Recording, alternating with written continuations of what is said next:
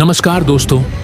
भगवान विष्णु ने ही नृसिंह अवतार लेकर एक और जहां अपने भक्त प्रहलाद को बचाया था, वहीं क्रूर हिरण्यकश्यपु से प्रजा को मुक्ति दिलाई थी।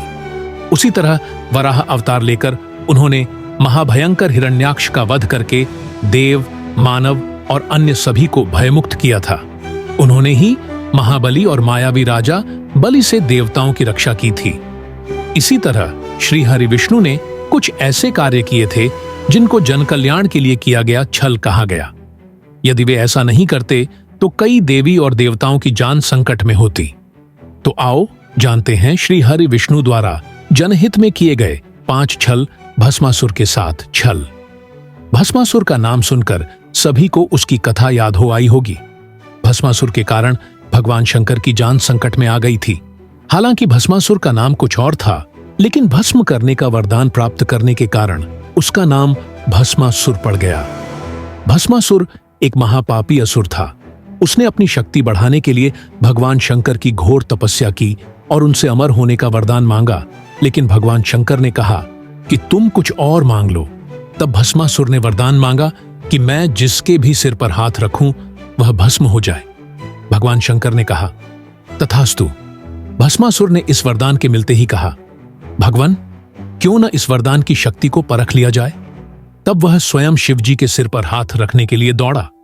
शिवजी भी वहां से भागे और विष्णु जी की शरण में छुप गए। तब विष्णु जी ने एक सुंदर स्त्री का रूप धारण कर भस्मासुर को आकर्षित किया। भस्मासुर शिव को भूलकर उस सुंदर स्त्री के मोहपाश में बंध गया। मोहिनी स्त्री रूपी विष्णु ने भस्मासुर को खुद के साथ नृत्य करने के लिए प्रेरित किया। भस्मासुर तुरंत ही मान गया। नृत्य करते समय भस्मासुर मोहिनी की ही तरह नृत्य करने लगा और उचित मौका देखकर विष्णु जी ने अपने सिर पर हाथ रखा। शक्ति और काम के नशे में चूर भस्मासुर ने जिसकी नकल की और भस्मासुर अपने ही प्राप्त वरदान से भस्म हो गया। यहां छुपे थे शिव। भस्मासुर से बचने के लिए भगवान शंकर वहां से भाग गए। उनके पीछे भस्मासुर भी भागने लगा। भागते भागते शिवजी एक पहाड़ी के पास रुके और फिर उन्होंने इस पहाड़ी में अपने त्रिशूल से एक गुफा बनाई और वे फिर उसी गुफा में छिप गए। बाद में विष्णु जी ने आकर उनकी जान बचाई। माना जाता है कि वह गुफा जम्मू से 150 किलोमीटर दूर त्रिकुटा की पहाड़ियों पर है। इन खूबसूरत पहाड़ियों को देखने से ही मन शांत हो जाता है। इस गुफा में हर दिन सैकड़ों की तादाद में शिव भक्त शिव की आराधना करते हैं। वृंदा के साथ छल। श्रीमद्देवी भागवत पुराण अनुसार जलंधर असुर शिव का अंश था, लेकिन उसे इसका पता नहीं था। जलंधर बहुत ही शक्तिशाली असुर था। इंद्र को पराजित कर जलंधर तीनों लोकों का स्वामी बन बैठा था। यमराज भी उससे डरते थे। श्रीमद्देवी भागवत पुराण अनुसार एक बार भगवान शिव ने अपना तेज समुद्र में फेंक दिया तथा इससे जलंधर उत्पन्न हुआ। माना जाता है कि जलंधर में अपार शक्ति थी और उसकी शक्ति का कारण थी उसकी पत्नी वृंदा। वृंदा के पतिव्रत धर्म के कारण सभी देवी देवता मिलकर भी जलंधर को पराजित नहीं कर पा रहे थे। जलंधर को इससे अपने शक्तिशाली होने का अभिमान हो गया और वह वृंदा के पतिव्रत धर्म की अवहेलना करके देवताओं के विरुद्ध कार्य कर उनकी स्त्रियों को सताने लगा। जलंधर को मालूम था कि ब्रह्मांड में सबसे शक्तिशाली कोई है तो वे हैं देवों के देव महादेव। जलंधर ने खुद को सर्वशक्तिमान रूप में स्थापित करने के लिए पहले इंद्र को परास्त किया और त्रिलोकाधिपति बन गया। इसके बाद उसने विष्णु लोक पर आक्रमण किया। जलंधर ने विष्णु को परास्त कर देवी लक्ष्मी को विष्णु से छीन लेने की योजना बनाई। इसके चलते उसने बैकुंठ पर आक्रमण कर दिया, लेकिन देवी लक्ष्मी ने जलंधर से कहा कि हम दोनों ही जल से उत्पन्न हुए हैं, इसलिए हम भाई बहन हैं। देवी लक्ष्मी की बातों से जलंधर प्रभावित हुआ और लक्ष्मी को बहन मानकर बैकुंठ से चला गया। इसके बाद उसने कैलाश पर आक्रमण करने की योजना बनाई और अपने सभी असुरों को इकट्ठा किया और कैलाश जाकर देवी पार्वती को पत्नी बनाने के लिए प्रयास करने लगा। इससे देवी पार्वती क्रोधित हो गईं और तब महादेव को जलंधर से युद्ध करना पड़ा, लेकिन वृंदा के सतीत्व के कारण भगवान शिव का हर प्रहार जलंधर निष्फल कर देता था। अंत में देवताओं ने मिलकर योजना बनाई और भगवान विष्णु जलंधर का वेश धारण करके वृंदा के पास पहुंच गए। वृंदा भगवान विष्णु को अपना पति जलंधर समझकर उनके साथ पत्नी के समान व्यवहार करने लगी। इससे वृंदा का पतिव्रत धर्म टूट गया और शिव ने जलंधर का वध कर दिया। विष्णु द्वारा सतीत्व भंग किए जाने पर वृंदा ने आत्मदाह कर लिया। तब उसकी राख के ऊपर तुलसी का एक पौधा जन्मा। तुलसी देवी वृंदा का ही स्वरूप है, जिसे भगवान विष्णु लक्ष्मी से भी अधिक प्रिय मानते हैं। भारत के पंजाब प्रांत में वर्तमान जालंधर नगर जलंधर के नाम पर ही है। जालंधर में आज भी असुरराज जलंधर की पत्नी देवी वृंदा का मंदिर मोहल्ला कोट किशनचंद में स्थित है। मान्यता है कि यहाँ एक प्राचीन गुफा थी जो सीधी हरिद्वार तक जाती थी। माना जाता है कि प्राचीन काल में इस नगर के आसपास 12 तालाब हुआ करते थे। नगर में जाने के लिए नाव का सहारा लेना पड़ता था। मोहिनी बनकर किया असुरों के साथ छल।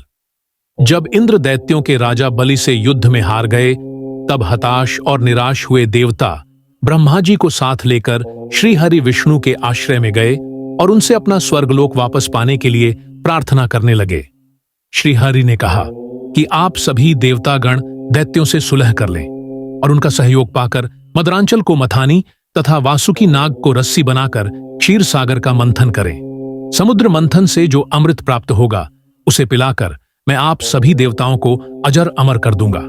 तत्पश्चात ही देवता दैत्यों का विनाश करके पुनः स्वर्ग का आधिपत्य पा सकेंगे। देवताओं के राजा इंद्र दैत्यों के राजा बलि के पास गए और उनके समक्ष समुद्र मंथन का प्रस्ताव रखा और अमृत की बात बताई। अमृत के लालच में आकर दैत्य ने देवताओं का साथ देने का वचन दिया। देवताओं और दैत्यों ने अपनी पूरी शक्ति लगाकर मदरांचल पर्वत को उठाकर समुद्र तट पर लेकर जाने की चेष्टा की, लेकिन नहीं उठा पाए। तब श्री हरि ने उसे उठाकर समुद्र में रख दिया। मदरांचल को मथानी एवं वासुकी नाग की रस्सी बनाकर समुद्र मंथन का शुभ कार्य आरंभ हुआ। श्री विष्णु की नजर मथानी पर पड़ी, जो कि अंदर की ओर धंसती चली जा रही थी। यह देखकर उन्होंने स्वयं कच्छप बनाकर अपनी पीठ पर मदरांचल पर्वत को रख लिया। तत्पश्चात समुद्र मंथन से लक्ष्मी, कौस्तुभ, पारिजात, सुरा, धन्वंतरी, चंद्रमा, पुष्पक, ऐरावत, पांचजन्य, शंख, रंभा, कामधेनु, उच्चैःश्रवा और अंत में अमृत कुंभ निकले, जिसे लेकर धन्वंतरी जी आए। उनके हाथों से अमृत कलश छीनकर दैत्य भागने लगे, ताकि देवताओं से पूर्व अमृतपान करके वे अमर हो जाएं।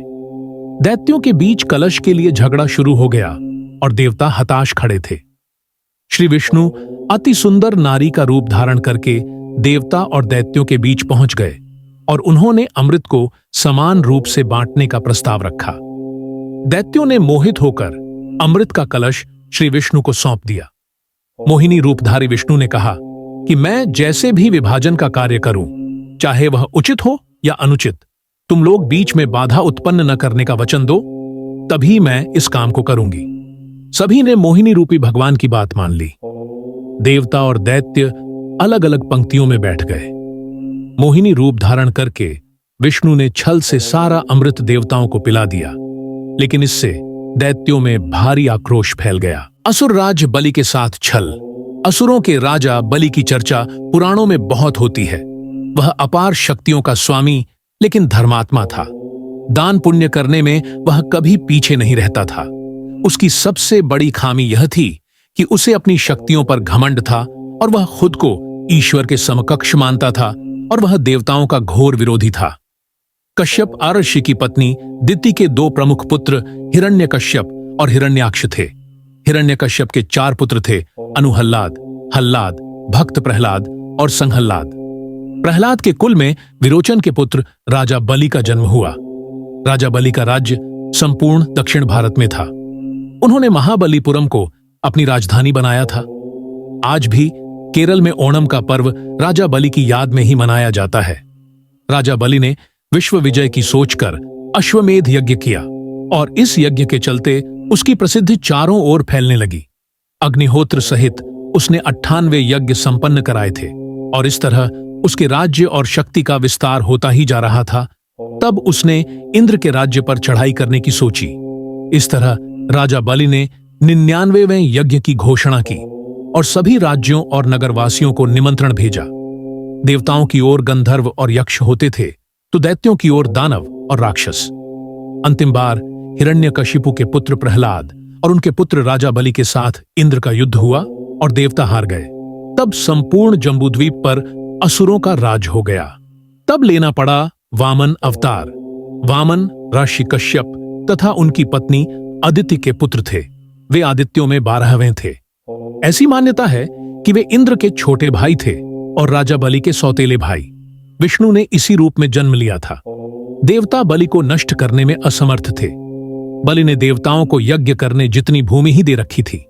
तब सभी देवता विष्णु की शरण में गए। विष्णु ने कहा कि वह भी, बलि भी उनका भक्त है, फिर भी वे कोई युक्ति सोचेंगे। तब विष्णु ने अदिति के यहां जन्म लिया और एक दिन जब बलि यज्ञ की योजना बना रहा था, तब वे ब्राह्मण वेश में वहां दान लेने पहुंच गए। उन्हें देखते ही शुक्राचार्य उन्हें पहचान गए। शुक्र ने उन्हें देखते ही बलि से कहा कि वे विष्णु हैं, मुझसे पूछे बिना कोई भी वस्तु उन्हें दान मत करना। लेकिन बलि ने शुक्राचार्य की बात नहीं सुनी और वामन के दान मांगने पर उनको 3 पग भूमि दान में दे दी। जब जल छोड़कर सब दान कर दिया गया, तब ब्राह्मण वेश में वामन भगवान ने अपना विराट रूप दिखा दिया। भगवान ने एक पग में भूमंडल नाप लिया, दूसरे में स्वर्ग और तीसरे के लिए बलि से पूछा कि तीसरा पग कहां रखूं। पूछने पर बलि ने मुस्कुराकर कहा, इसमें तो कमी आपके ही संसार बनाने की हुई। मैं क्या करूं भगवान, अब तो मेरा सिर ही बचा है। इस प्रकार विष्णु ने उसके सिर पर तीसरा पैर रख दिया। उसकी भक्ति से प्रसन्न होकर विष्णु ने उसे पाताल में रसातल का कलयुग के अंत तक राजा बने रहने का वरदान दे दिया। तब बलि ने विष्णु से एक और वरदान मांगा। राजा बलि ने कहा कि भगवान, यदि आप मुझे पाताल लोक का राजा बना ही रहे हैं, तो मुझे वरदान दीजिए कि मेरा साम्राज्य शत्रुओं के प्रपंचों से बचा रहे और आप मेरे साथ रहें। अपने भक्त के अनुरोध पर भगवान विष्णु ने राजा बलि के निवास में रहने का संकल्प लिया। पातालपुरी में राजा बलि के राज्य में 8 प्रहर भगवान विष्णु सशरीर उपस्थित रह उनकी रक्षा करने लगे और इस तरह बलि निश्चिंत होकर सोता था और संपूर्ण पातालपुरी में शुक्राचार्य के साथ रहकर एक नए धर्म राज्य की व्यवस्था संचालित करता है। माता पार्वती के साथ छल। माना जाता है कि बद्रीनाथ धाम कभी भगवान शिव और पार्वती का विश्राम स्थान हुआ करता था। यहां भगवान शिव अपने परिवार के साथ रहते थे, लेकिन श्री हरि विष्णु को यह स्थान इतना अच्छा लगा कि उन्होंने इसे प्राप्त करने के लिए योजना बनाई। पुराण कथा के अनुसार सतयुग में जब भगवान नारायण बद्रीनाथ आए, तब यहां बदरियों यानी बेर का वन था और यहां भगवान शंकर अपनी अर्धांगिनी पार्वती जी के साथ मजे से रहते थे। एक दिन श्री हरि विष्णु बालक का रूप धारण कर जोर जोर से रोने लगे। उनके रुदन को सुनकर माता पार्वती को बड़ा पीड़ा हुई। वे सोचने लगी कि इस बीहड़ वन में यह कौन बालक रो रहा है, यह आया कहां से और इसकी माता कहां है। यही सब सोचकर माता को बालक पर दया आ गई। तब वे उस बालक को लेकर अपने घर पहुंची। शिवजी तुरंत ही समझ गए कि यह कोई विष्णु की लीला है। उन्होंने पार्वती से इस बालक को घर के बाहर छोड़ देने का आग्रह किया और कहा कि वह अपने आप ही कुछ देर रोकर चला जाएगा। लेकिन पार्वती मां ने उनकी बात नहीं मानी और बालक को घर में ले जाकर चुप कराकर सुलाने लगी। कुछ ही देर में बालक सो गया। तब माता पार्वती बाहर आ गईं और शिवजी के साथ कुछ दूर भ्रमण पर चली गईं। भगवान विष्णु को इसी पल का इंतजार था। इन्होंने उठकर घर का दरवाजा बंद कर दिया। भगवान शिव और पार्वती जब घर लौटे तो द्वार अंदर से बंद था। इन्होंने जब बालक से द्वार खोलने के लिए कहा, तब अंदर से भगवान विष्णु ने कहा कि अब आप भूल जाइए भगवान, यह स्थान मुझे बहुत पसंद आ गया है, मुझे यहीं विश्राम करने दीजिए। अब आप यहां से केदारनाथ जाएं। तब से लेकर आज तक बद्रीनाथ यहां पर अपने भक्तों को दर्शन दे रहे हैं और भगवान शिव केदारनाथ में। वीडियो कैसा लगा कमेंट करके अवश्य बताएं और चैनल सब्सक्राइब करना बिल्कुल ना भूलें।